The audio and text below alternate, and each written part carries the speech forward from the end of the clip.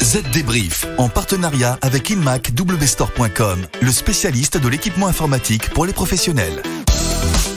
Bonjour à tous, nous voici de retour pour une nouvelle édition du Z Débrief, votre podcast de l'actualité numérique. Bonjour David, bonjour à tous. Alors pour commencer, on va prendre des nouvelles d'un vieil ami fidèle qui nous accompagne maintenant depuis 18 ans, le logiciel Skype. Il n'est pas mort, non, et il fait même peau neuve. On va aussi parler du conflit majeur qui oppose les drones de livraison et de nombreux oiseaux, mais aussi de la dette technique de certaines entreprises qui fait carrément fuir les développeurs. On verra ensuite combien le e-commerce est ancré désormais dans notre quotidien, chiffres à l'appui.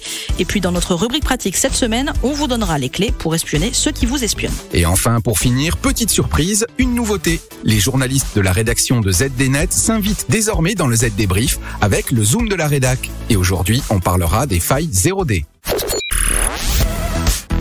Les dernières infos.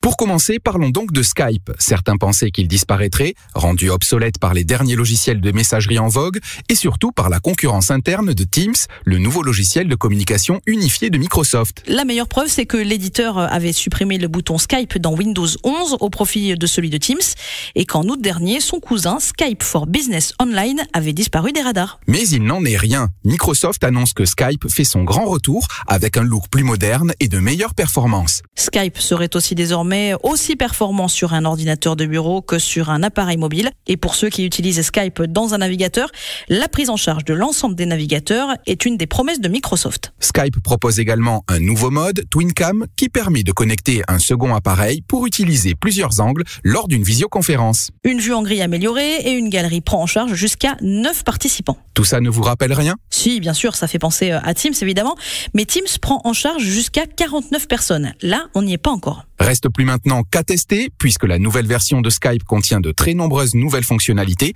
Promis, on s'y met rapidement et on revient vers vous. Direction maintenant l'Australie. Imaginez un drone qui slalome dans le ciel de la ville de Logan, lesté d'un colis. C'est un drone de Wing, la filiale de Google, qui teste la livraison à domicile par ce moyen. Et soudain, un corbeau furieux tombe du ciel, s'attaque au drone et le taille en pièces. Eh bien, tout ceci est vrai. Le service vient donc d'être suspendu, tant les attaques de corbeaux, qui sont, comme chacun le sait, des animaux particulièrement territoriaux, sont importantes. Oui, il faut croire que ces oiseaux détestent autant les nouvelles technologies que les blondes d'Alfred Hitchcock. Une sacrée tuile pour le service de livraison à domicile d'un nouveau genre qui est également en phase de test aux États-Unis et en Finlande. Ce qui est étonnant, c'est que Google n'ait pas anticipé ce problème parce que ce n'est pas la première fois que les volatiles s'attaquent aux drones. Il y a 2 ans, ce sont des goélands qui s'en étaient pris aux drones des forces de l'ordre à Paris, le long de la Seine. Et parfois, cette aversion est utilisée par l'homme. L'armée française entraîne à ce titre des aigles à abattre des drones pour éviter les intrusions sur ses sites militaires. Allez, maintenant, devinette, savez-vous pourquoi des milliers d'ingénieurs informatiques n'ont qu'une envie aujourd'hui, faire leur valise pour une autre société ? Pour gagner plus d'argent, relever de nouveaux défis ou faire du télétravail ? Oui, pour toutes ces raisons, mais aussi en raison de la dette technique de la société qui les emploie. Je vous explique. Avec le développement de l'informatique, des millions de lignes de code sont désormais écrites dans d'anciens langages. Et surtout, ces millions de lignes n'ont pas été documentées, ce qui rend leur maintenance très compliquée. Avis donc aux entreprises qui veulent garder ou attirer des talents ou à minima retenir leurs développeurs, faites en sorte que le code utilisé soit intéressant et sain. Surtout que le métier de développeur est clairement en tension. Si un développeur se sent mal à l'aise dans la société qu'il emploie, il aura 1000 opportunités de partir. Poly conçoit des produits audio et vidéo haut de gamme pour que vous puissiez réaliser de meilleures réunions n'importe où, n'importe quand, tout le temps. Nous n'avons pas pu construire un mur autour de vous pour éliminer les bruits de fond. Nous avons donc choisi la deuxième meilleure option, créer une zone de concentration avec le nouveau micro-casque Voyager Focus 2. Vous n'entendez rien d'autre que votre appel et tout ce que vos interlocuteurs entendent, c'est vous. Et c'est disponible chez InmacWstore. Le chiffre marché. Et cette semaine, c'est 42 pour 42 millions d'internautes qui ont acheté en ligne au cours du deuxième trimestre 2021 en France. Soit une progression de presque 25% par rapport au premier trimestre. Alors certes, la période a bénéficié au e-commerce avec un dernier confinement du 3 avril au 19 mai, la reprise ensuite des commandes de voyage et l'arrivée de nouveaux sites marchands. Oui, c'est un autre phénomène révélé par l'étude de la FEVAD, la Fédération du e-commerce et de la vente à distance. En moyenne, un site de e-commerce est créé toutes les 20 minutes en France. Reste que si les acheteurs sont plus nombreux en ligne, le montant du panier moyen reste inchangé, autour d'une 60aine d'euros. Autre nouveauté, la diversification des modes de paiement. Le paiement par carte bancaire reste majoritaire et les cartes cadeaux, tout comme les virements, représentent des volumes de paiement toujours importants. Mais pour les plus gros montants, dépassant les 250 euros, ce sont les paiements différés et fractionnés qui sont de plus en plus utilisés.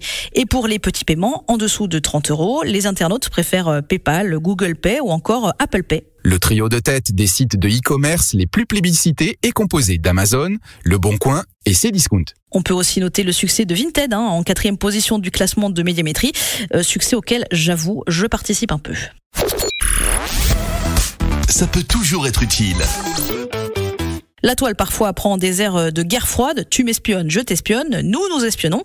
Alors cette semaine, on vous dit tout pour que vous ayez l'avantage. Et l'arme ultime en ce moment s'appelle iOS 15. Cette nouvelle version d'Apple permet d'enregistrer les activités de vos applications afin de savoir quand elles ont accédé à vos données ou encore à votre micro ou à votre caméra. Mais attention, le suivi des applications n'est pas activé par défaut. Vous devez l'activer par vous-même. Pour cela, allez dans Réglages, direction ensuite Confidentialité et faites défiler la page jusqu'en bas pour trouver la fonction Enregistrer l'activité des apps. Oui, c'est cette option qui vous permet d'activer le suivi du comportement de vos applications. Une fois cette fonction activée, il vous faudra patienter quelques jours pour qu'un rapport soit généré.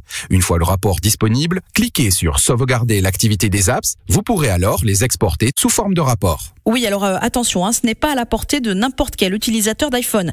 Et puis, on ne peut pas savoir quelles données spécifiques ont été consultées par les applications. Mais ça pourrait venir, qui sait. Le zoom de la rédac.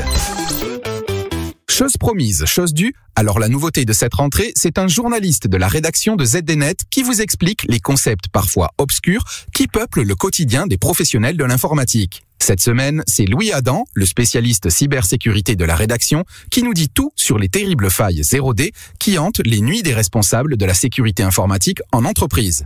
Ces failles d'un genre un peu spécial sont le cauchemar des éditeurs et des constructeurs comme Apple, mais aussi de leurs utilisateurs. Et elles se monnaient parfois pour des millions d'euros, au profit de services de renseignement et de cybercriminels qui souhaitent les utiliser.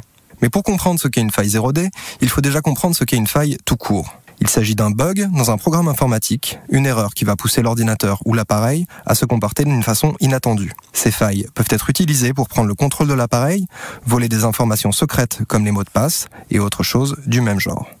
Quand ces failles sont découvertes, l'éditeur publie une mise à jour de son logiciel. Ces mises à jour visent à réparer l'erreur et à rendre la faille inutilisable. L'utilisateur doit donc télécharger et appliquer les dernières mises à jour fournies par les éditeurs pour se protéger. C'est plus facile à dire qu'à faire. Les attaquants profitent souvent de failles connues et corrigées, mais que les utilisateurs n'ont pas eu le temps de patcher. Mais alors, qu'est-ce qu'une faille 0D a de plus qu'une faille normale ? Une faille 0D, c'est précisément une faille inconnue de l'éditeur du logiciel. Comme le créateur du programme n'est pas au courant de son existence, il n'existe aucune mise à jour pour corriger le problème. L'utilisateur final ne peut donc rien faire pour se protéger. Pour pirater votre téléphone ou votre ordinateur, les failles 0D sont donc la méthode rêvée. C'est la raison pour laquelle les informations sur ces failles sont vendues à des prix parfois délirants. Comptez jusqu'à 2 millions de dollars pour une faille 0D sur un iPhone, par exemple. Face à cela, les éditeurs eux-mêmes proposent de payer les chercheurs en sécurité qui leur signalent des vulnérabilités afin de pouvoir les corriger. Malheureusement, les montants offerts par ces programmes de récompense peinent bien souvent à s'aligner sur les prix pratiqués par les courtiers en faille 0D. Pour un chercheur ayant découvert une vulnérabilité de ce type, la tentation est donc grande d'aller la revendre à un courtier qui l'utilisera pour contourner les protections d'un système. Ce genre de prix réserve l'utilisation de ces failles à des organisations soutenues par des gouvernements, comme les services de renseignement ou de police. Ils s'en servent officiellement pour pirater les appareils des suspects dans le cadre de leurs enquêtes. Mais parfois, des cybercriminels peuvent également mettre la main dessus et en profiter pour faire beaucoup de dégâts. Des dégâts que l'on peut limiter en se tenant au courant des failles rendues publiques dans les articles de ZDNet. Merci Louis. Et voilà, le Z débrief de la semaine, c'est terminé. Avec Estelle, on vous donne rendez-vous dans 7 jours pour un nouvel épisode. Si d'ici là, vous voulez en savoir plus sur la transformation numérique, direction zdnet.fr. Et comme d'habitude, pour ne rater aucun épisode, abonnez-vous sur Spotify, Deezer ou Apple Podcast. À la semaine prochaine. Bye bye. Z Débrief, en partenariat avec InMacWstore.com, le spécialiste de l'équipement informatique pour les professionnels.